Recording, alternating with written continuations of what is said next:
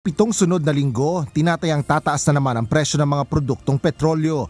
Batay sa taya ng Department of Energy Oil Industry Management Bureau, aabot ng nasa 50 sentimos kada litro ang itataas sa presyo ng diesel, habang 25 centavos per liter naman ang madadagdag sa presyo ng kerosene.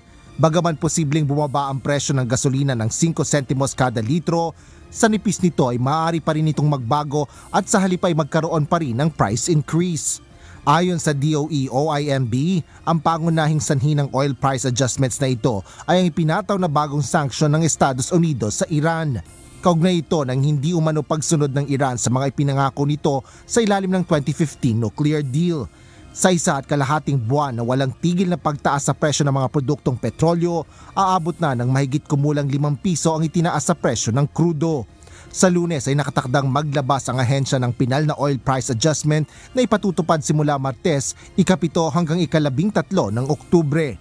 Samantala, nilinaw ni Energy Secretary Sharon Garin na sinusuportahan ng DOE ang anumang hakbang upang maibaba ang presyo ng kuryente.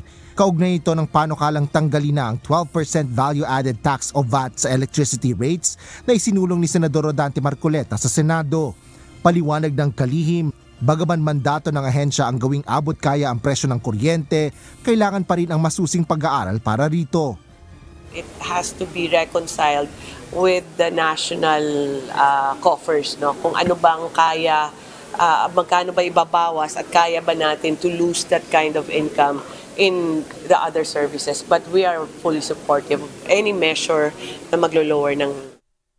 Asher Cadapan Jr., UNTV News and Rescue. Diyos ang aming sandigan, serbisyo publiko ang aming pinahalagahan.